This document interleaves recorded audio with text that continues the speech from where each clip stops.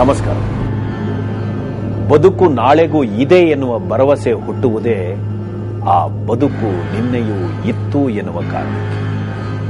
ಈ ನಂಬಿಕೆ ಭರವಸೆಗಳೇ ಬದುಕು ಎನ್ನುವುದು ಎಷ್ಟು ಸತ್ಯವೋ ಈ ಬದುಕಿನ ಹಿಂದೆಯೂ ಕೂಡ ಬದುಕಿತ್ತು ಎನ್ನುವುದು ಅಷ್ಟೇ ಸತ್ಯ.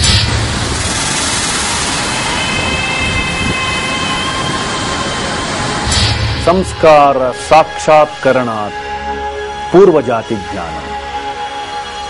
ಸಂಸ್ಕಾರಗಳ ಸಾಕ್ಷಾತ್ಕಾರವಾದ ನಂತರವೇ ನಮಗೆ ಪೂರ್ವಜನ್ಮದ ಜ್ಞಾನ ಸಿಗುತ್ತದೆ. ಅದೇ ಜನ್ಮಾಂತರದ ಯಾನ.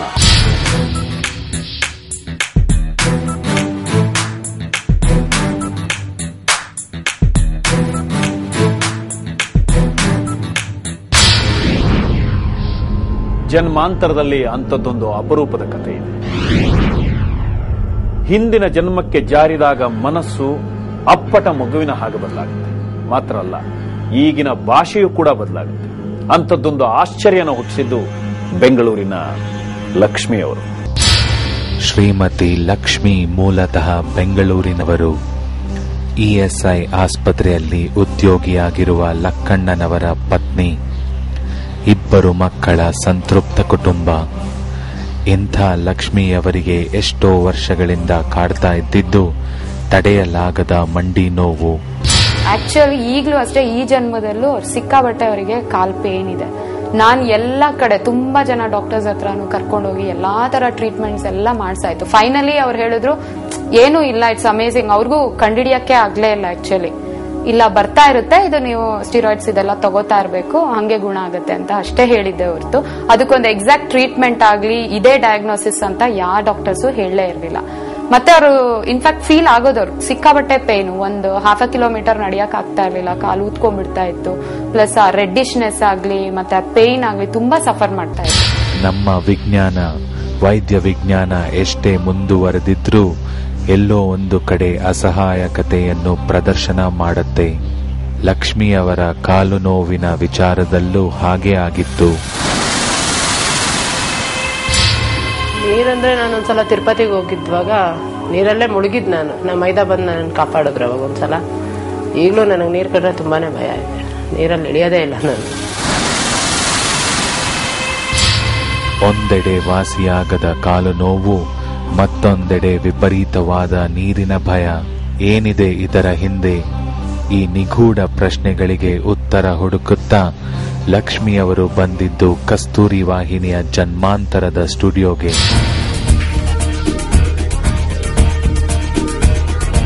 ಶ್ರೀ ಶ್ರೀ ರಾಮಚಂದ್ರ ಗುರುಜಿಯವರ ಶಕ್ತಿ ಸಾಧನೆಗಳ ಬಗ್ಗೆ ನಿಮಗೆ ಗೊತ್ತೇ ಇದೆ.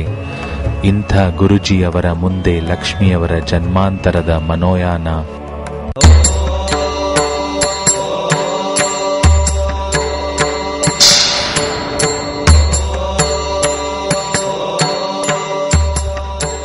ಕಣ್ಣುಗಳಲ್ಲಿ ಪೂರ್ಣ ಶಾಂತಿಯನ್ನು, ಹಗುರತೆಯನ್ನು, ವಿಶ್ರಾಂತಿಯನ್ನು ಅನುಭವಿಸಿ ಕಣ್ಣುಗಳ ವಿಶ್ರಾಂತಗೊಳ್ಳಲಿ, ಶಾಂತಗೊಳ್ಳಲಿ, ರಿಲ್ಯಾಕ್ಸ್.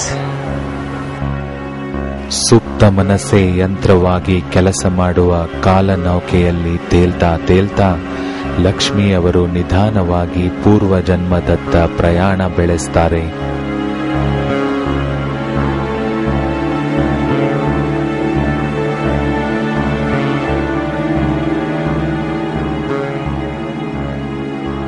ನಿಮ್ಮ ಸುಪ್ತ ಮನಸ್ಸು ಮಾತಾಡ್ತಾ ಇದೆ. ಈಗ ನಿಮ್ಮ ಬಾಲ್ಯ ಮಾತಾಡ್ತಾ ಇದೆ. ನೆನಪು ಬರ್ತಾ ಇದೆ. ಬಂತು, ನೀವು ಅನುಭವಿಸ್ತಾ ಇರೋದನ್ನ ಹೇಳ್ತಾ ಇದ್ರಿ ಮಾತುಗಳ ಮುಖಾಂತರ. ಯಾವುದೇ ಹಂತದ ನೆನಪಿರಬಹುದು. ಮನಸ್ಸು ನಿಧಾನವಾಗಿ ಹಿಂದೆ ಹೋಗುತ್ತೆ. ಈ ವಯಸ್ಸಿನಿಂದ ಬಾಲ್ಯಕ್ಕೆ, ಬಾಲ್ಯದಿಂದ ಮಗುವಿನ ವಯಸ್ಸಿಗೆ, ಅಲ್ಲಿಂದ ಭ್ರೂಣಾವಸ್ಥೆಗೆ ಹೋಗುತ್ತೆ.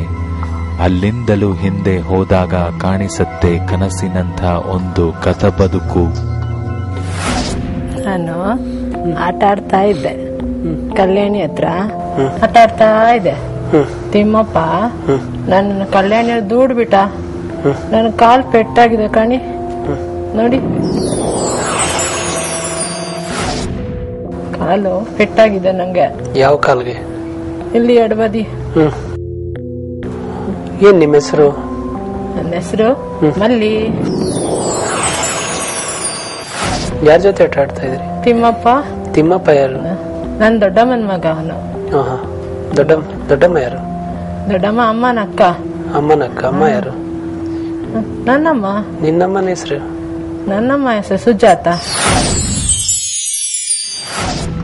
ಇಲ್ಲಿಂದ ಪ್ರಾರಂಭ ಆಗತ್ತೆ ನೋಡಿ ಆಶ್ಚರ್ಯ. ಲಕ್ಷ್ಮಿಯವರು ಹುಟ್ಟಿದ್ದು ಬೆಳೆದಿದ್ದು ಎಲ್ಲವೂ ಬೆಂಗಳೂರಿನಲ್ಲೇ. ಬೆಂಗಳೂರಿನ ಕನ್ನಡವನ್ನೇ ಮಾತಾಡುವ ಲಕ್ಷ್ಮಿ ಇದ್ದಕ್ಕಿದ್ದ ಹಾಗೆ ಕುಂದಾಪುರದ ಭಾಗದ ಕನ್ನಡ ಮಾತಾಡಲು ಪ್ರಾರಂಭ ಮಾಡ್ತಾರೆ. ಎಷ್ಟು ವಯಸ್ಸು ನಿಂಗೆ ಇವಾಗ? ನಂಗೆ ಈಗ 7 ವರ್ಷ. 7 ವರ್ಷನಾ?